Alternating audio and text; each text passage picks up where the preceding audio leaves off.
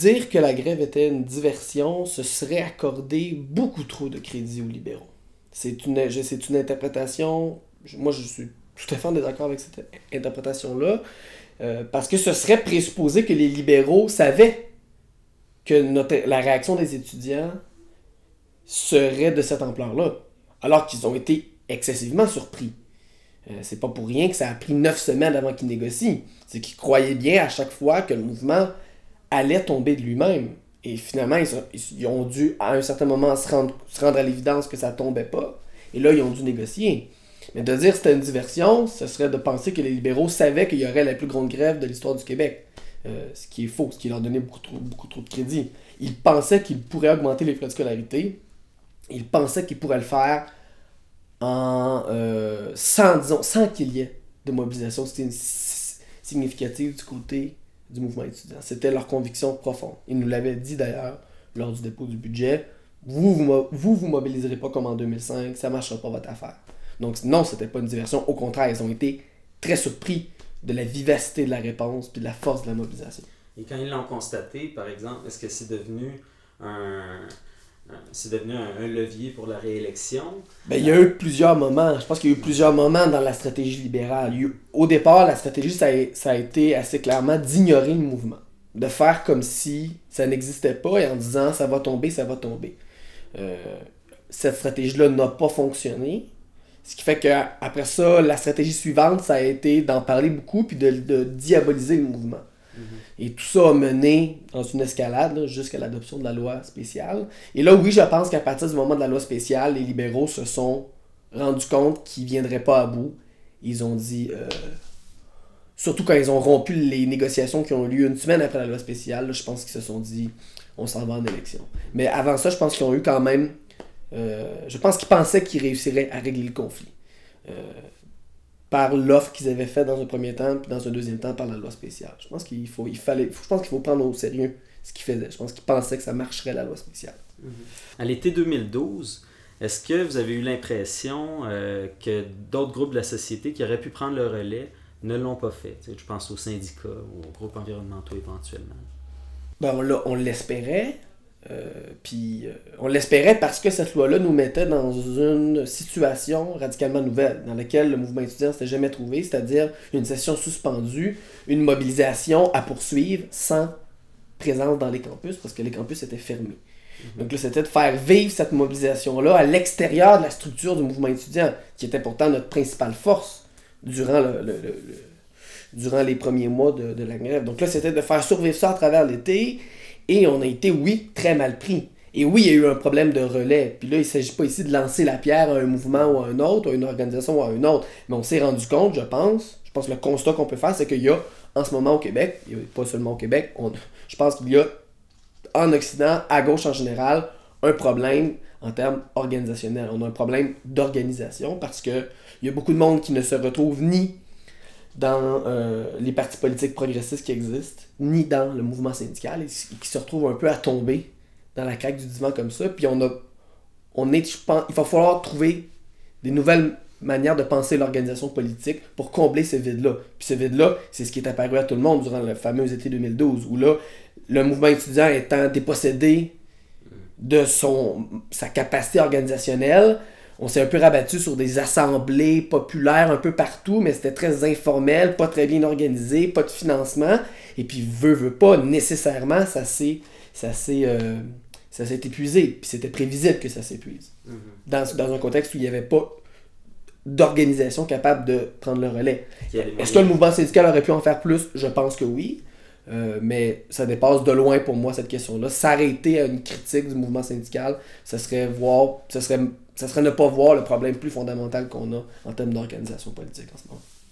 L'issue de la grève a été une victoire contre le Parti libéral. Est-ce que vous espériez que ce soit une victoire contre le système? Cette grève-là, c'était pas une grève contre le système. Je pense que ce serait très naïf et très utopiste de penser que l'objectif de cette grève-là, c'était de venir à bout du néolibéralisme en général. Cette grève-là, dès le départ, elle avait un objectif très concret, très pragmatique, qui était de bloquer la hausse des frais de scolarité de 75%, et ça a été un objectif réussi. Et ça, c'est pas un détail. Ça permet aujourd'hui à des milliers de personnes d'aller à l'université. Cela dit, c'est sûr que durant le mouvement, après ça, il y a eu un élargissement, une politisation, non seulement des étudiants, mais des gens qui les entouraient et qui se mobilisaient avec eux, où là, les gens se sont dit « Aïe, aïe, il se passe quelque chose ». Et là, il y a eu un sentiment qui est né, les gens se sont mis à rêver à plus que bloquer la hausse des frais de scolarité. On s'est mis à parler de défaire le gouvernement, et puis la lutte a été tellement longue aussi que les espoirs montaient. Mais je pense qu'il y a beaucoup de gens qui se sont fait un peu des idées durant cette lutte-là. Puis je dis pas ça pour être méchant, parce que c'était des belles idées, puis c'était des beaux moments, puis c'était des beaux moments de politisation, de débat. C'est magnifique comme moment. Mais je pense qu'il faut quand même rester assez pragmatique, puis se dire que c'était une grève contre la hausse des frais de scolarité. Et c'est sûr qu'après ça, si 2 ans plus tard, on se dit on se battait contre un système, là, je pense que c'est pas comprendre pourquoi les gens ont voté la grève au mois de janvier, février 2012. Les étudiants qui sont allés en grève, c'est pour ça qu'ils sont allés en grève.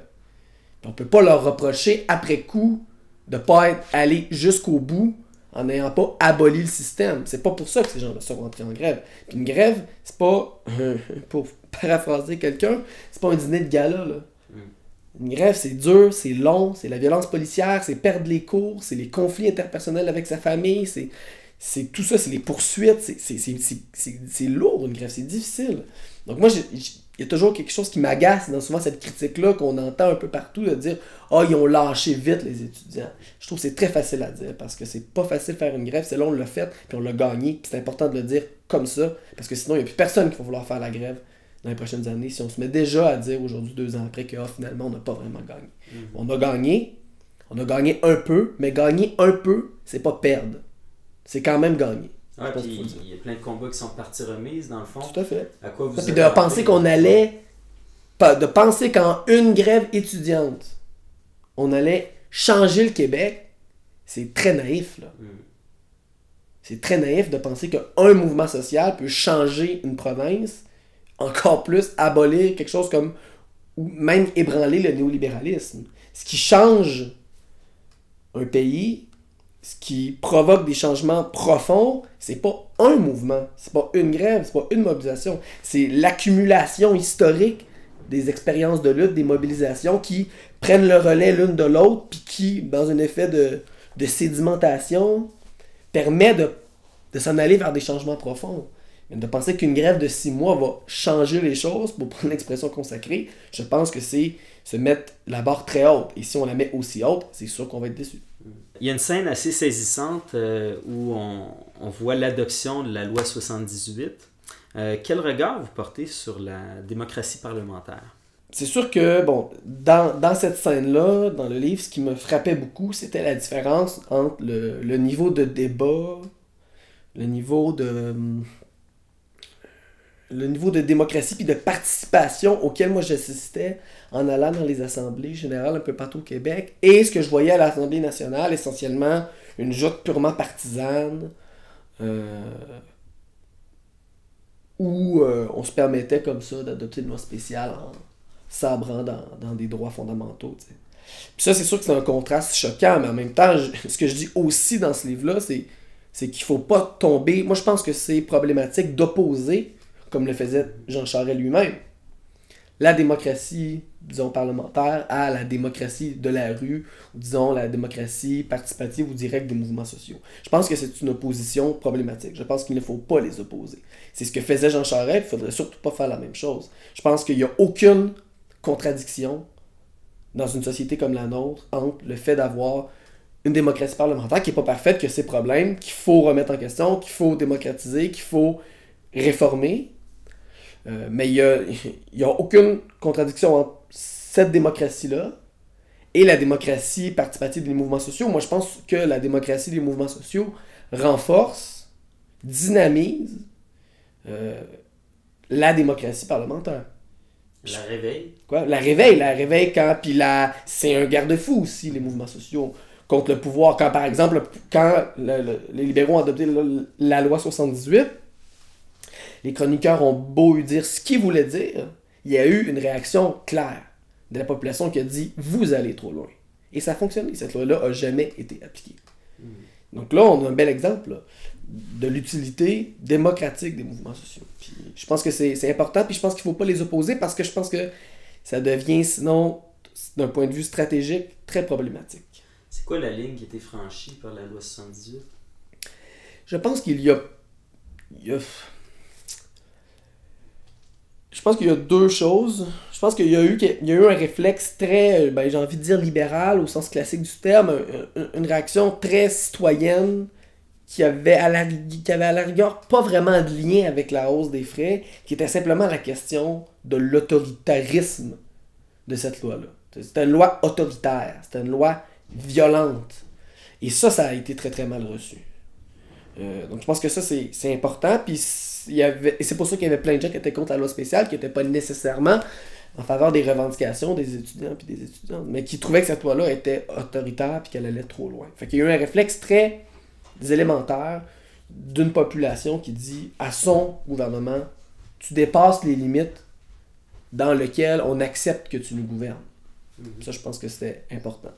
Puis deuxièmement, il y avait aussi, ça c'est plus lié à la question des revendications étudiantes elles-mêmes, il y avait une réaction à l'arrogance du gouvernement. Et là, ce qui a fait... Et ça, cette arrogance-là a fait sortir des gens qui étaient en faveur des revendications étudiantes, mais qui ne l'avaient peut-être pas manifesté publiquement, et qui là, ont dit là, il y a quand même une limite à les mépriser puis à les prendre pour rien. Là. Il y a une limite à ce mépris-là, puis ça aussi, je pense, ça a été une partie de la réaction. Okay. Puis chez les étudiants, disons, parce que là, on avait parlé du reste de la population, mais chez les étudiants, ça a été OK, tu veux aller jusqu'au bout, on va aller jusqu'au bout. Et c'était clair à partir de l'adoption de la loi spéciale qu'il n'y en avait plus des modérés, là. Il n'y en avait plus des gens, disons des indécis. Ça n'existait plus à partir de la loi spéciale, les indécis.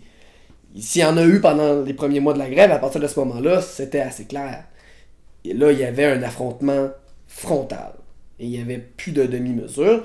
C'est ce qui a fait que finalement, les négociations qui ont eu lieu après la loi spéciale n'ont pas mené à rien. Parce que même du côté des deux autres organisations étudiantes, les deux présidences de ces organisations-là, Léo et Martine, savaient aussi très bien que même dans leur rang, les gens étaient rendus à un point où c'était le gel ou rien.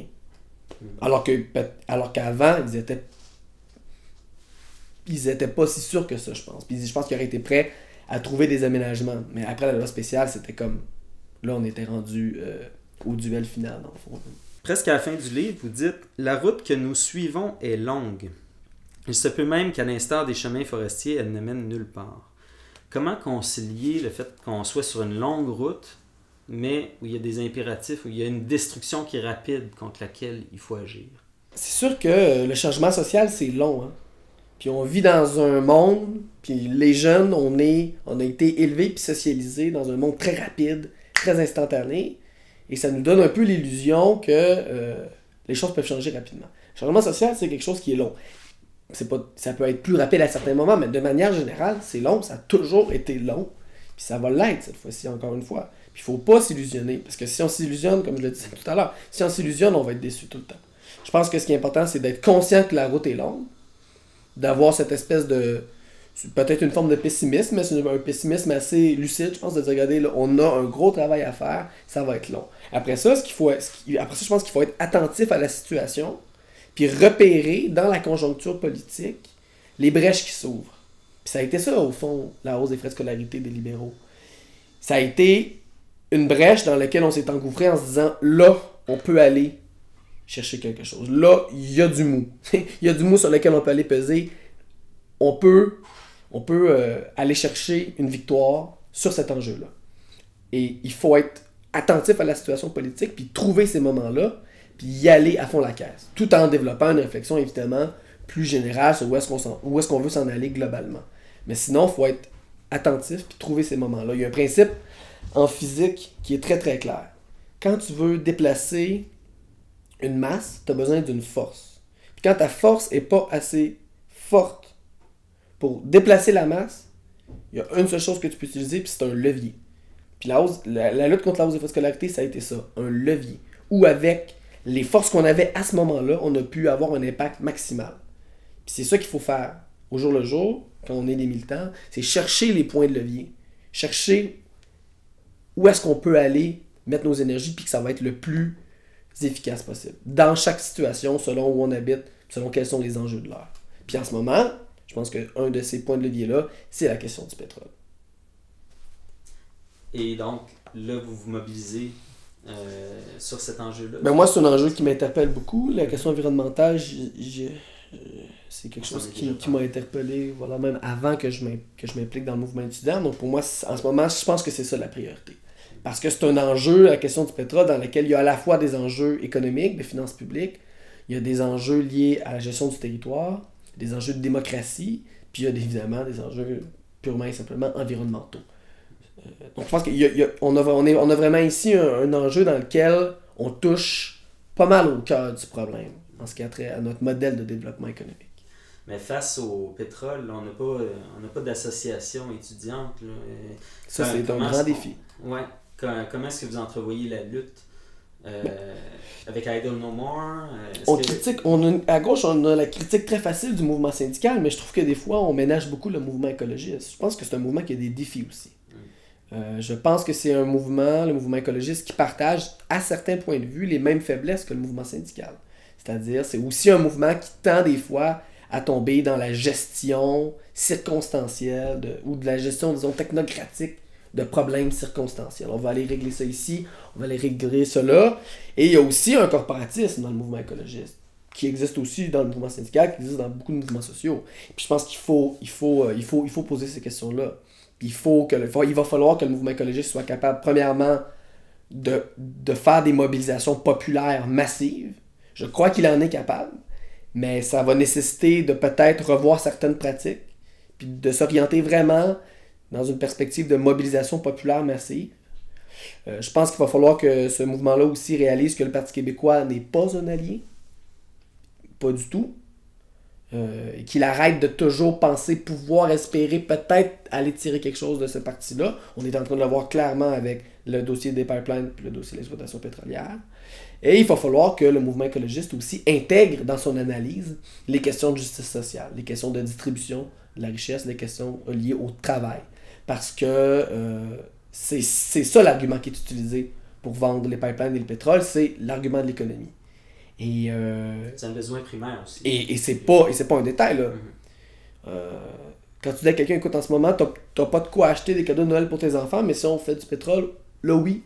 Mais c'est pas nécessairement que cette personne-là, elle se fiche de l'environnement, c'est qu'elle veut bien vivre, t'sais. Puis ça, c'est pas un détail, puis il faut prendre ces arguments-là au sérieux. Puis le mouvement écologiste réussira jamais aucune de ses batailles s'il n'est pas capable d'intégrer ces préoccupations-là. Puis de proposer un modèle économique plus large, qui tient compte des questions de distribution de la richesse. Parce que sinon, c'est un mouvement qui sera pas capable, je pense, de gagner ses victoires. Et l'inverse est vrai aussi. Le mouvement syndical va lui aussi devoir s'ouvrir les yeux sur les enjeux environnementaux, puis sortir dans la défense très à court terme des emplois dans des secteurs qui sont de toute façon condamnés à mourir. Et ce pont-là, entre les questions sociales et les questions environnementales, pour moi, je pense qu'en ce moment, on peut le faire au Québec sur la question du pétrole. Mais il faut que tout le monde fasse son petit bout de chemin. Est-ce qu'ils sont compromis? Qui ça? Les mouvements syndicaux et environnementaux? La réflexion, elle existe dans le mouvement syndical, mais mais le Québec est en retard là-dessus. Hein. On l'a vu, le syndicat Unifor en Colombie-Britannique a pris position clairement contre le pipeline, alors qu'ici au Québec, le même syndicat a pris position en faveur du pipeline. Donc on se vante beaucoup au Québec d'être toujours en avance sur les mouvements sociaux du reste du Canada. Je pense que sur cette question-là, on a du chemin à faire, je pense, encore. Les idéaux qui ont été derrière le mouvement pour la gratuité scolaire, est-ce qu'ils ne pourraient pas s'appliquer à l'ensemble de la société? Est-ce que vous souhaitez qu'un jour on ait une société qui soit démarchandisée?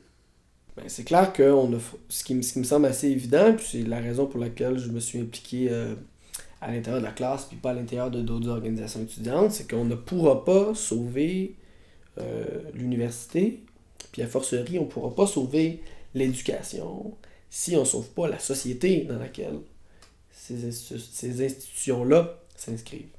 Donc, je pense que c'est des luttes importantes, les luttes sectorielles comme celle de la gratuité scolaire, comme celle de la lutte à la marchandisation de l'éducation, mais on ne pourra pas construire un pare-feu autour de ces institutions-là parce qu'elles ne vivent pas isolées de la société. D'où la nécessité d'inscrire toujours notre défense, par exemple, pour prendre ton exemple de la gratuité scolaire, dans un discours plus large sur ce qui est en train de se passer au Québec depuis 20 ou 30 ans. Et donc, en ce sens-là, je pense que oui, c'est la direction qu'il faut prendre. Tu parlais de démarchandisation de la société. Moi, je pense qu'il faut repenser le système économique dans lequel on vit. Je pense qu'on voit que ce système-là, ben, premièrement, d'un point de vue environnemental, n'a pas les ressources pour faire face à la crise écologique, parce qu'il a les mains liées par un impératif de croissance infini, je pense, qui est difficilement conciliable avec la résolution de la crise écologique, parce qu'il a les mains liées par le profit, hein, parce que c'est un système qui doit générer du profit pour continuer à exister, ce qui est problématique dans le cas de la crise écologique. Puis d'un point de vue purement économique aussi, je pense que c'est un système qui montre de plus en plus ses insuffisances, en créant des crises à répétition, puis manifestement en étant incapable de faire vivre les gens. Et c'est ça la grande contradiction de notre temps. Hein. Un système qui produit plus de richesses qu'on n'en a jamais produit comme humanité, qui enrichit des gens comme on ne l'a jamais vu dans l'histoire, mais qui, paradoxalement, est incapable de nourrir sa population, d'un, et même de donner de l'emploi à sa population, de donner quelque chose, de faire contribuer toutes les énergies. Aux États-Unis, en ce moment, il y a des dizaines de millions de chômeurs. Ça, c'est des dizaines de millions de personnes dont on n'utilise pas le talent, l'énergie, la créativité pour rendre la société meilleure. Et c'est un système qui n'est pas capable de faire ça, mais qui en même temps produit pour une minorité des profits incroyables. C'est un système qui ne va pas bien puis qui est en train de montrer sa faillite. Puis je pense, oui, qu'il faut le repenser. Mais je pense qu'on n'a plus... je pense qu'il faut, cela dit, faire bien attention à ne pas répéter certaines dérives du 20e siècle. Puis c'est ça le grand défi, je pense, de notre génération. Est-ce que pendant tout ce temps-là, vous avez eu des idées sur l'organisation sociale? Moi, j'ai pas de plan concret, puis je pense que c'est absolument pas nécessaire d'en avoir. Je pense qu'on n'a pas à fournir de plan en 5 étapes comment devrait fonctionner la société et l'économie. Je pense qu'on a des idées, je pense qu'on sait la direction dans laquelle on s'en va. Et je pense qu'il faut y aller étape par étape. Puis ces choix-là, on va les faire, mais on va les faire démocratiquement en temps et lieu. Je pense qu'il peut y avoir quelque chose même de dangereux dans le fait de prétendre avoir un plan parfait, final, définitif. Je pense que ça peut amener à certains abus. Je pense qu'on est beaucoup mieux d'y aller étape par étape, en sachant au moins dans quelle direction on s'en va. Plus de démocratie, une démocratisation donc, de l'économie, du travail, un système qui soit respectueux de l'environnement, puis évidemment qui promeuve l'égalité entre tous et toutes. Vous citez souvent Michel Chartrand. Quelle inspiration vous tirez de ce personnage-là? Chartrand, c'est un de mes modèles. J'en ai plusieurs, mais c'est quelqu'un qui a donné sa vie littéralement pour défendre les plus défavorisés, pour défendre les plus démunis, pour défendre ceux qu'on défend jamais, ceux dont on parle jamais. Et pour moi, oui, quelque chose de très inspirant. C'est pas un homme qui était dépourvu de défauts ou dépourvu de failles, bien au contraire. Mais il y avait un courage et puis c'était quelqu'un qui tenait tête, hein. Ça c'est clair. Puis en ce sens-là, oui, c'est honnête. Par cet ouvrage-là, vous avez voulu rétablir plusieurs faits, consacrer une grande partie de vos démonstrations à démentir ce qui a été véhiculé dans les médias pendant la grève. Est-ce que vous réglez des comptes aussi? J'ai pas l'impression que je règle... je pense que envers le gouvernement libéral, je pense qu'envers le gouvernement libéral, il y a clairement un règlement de compte. Parce qu'il y a beaucoup de choses qu'on n'a pas pu dire durant la grève, ou qu'on a dit et qu'on n'a pas été entendu, que j'ai voulu réécrire, redire. La question du porte-parole, par exemple, pour moi, c'était bien important de revenir là-dessus puis de mettre les choses au clair pour arrêter de m'en faire parler, puis pour réitérer c'est quoi la vérité. Parce qu'il y a une vérité dans cette histoire-là, et la vérité, c'est pas ça qu'on a dit durant la grève. Ça, pour moi, c'était important. Donc, en ce sens-là, oui, il y a des faits que je veux rétablir. sur le porte-parole, sur les assemblées, sur les militants de la classe, sur les intentions de la classe. En effet, ça, c'est des choses que je voulais rétablir des faits contre le tsunami d'ineptie, de mensonges, littéralement, de salissage qui a eu lieu durant ces mois-là. Puis pour moi, ça, c'est important. Mais je n'ai pas l'impression de régler des comptes avec aucun individu. Je pense que je fais des critiques sur les opinions, sur les propos de certains, mais moi, j'ai pas eu l'impression de faire de règlement de compte, même qu'il y a beaucoup de gens dont j'attaque les positions dans ce livre-là, qui l'ont lu et qui m'ont dit qu'ils avaient trouvé ça tout à fait correct. Et c'est souvent, de toute façon, bien moins pire que ce que ces gens-là ont écrit sur moi. Donc, ça m'empêche pas de dormir.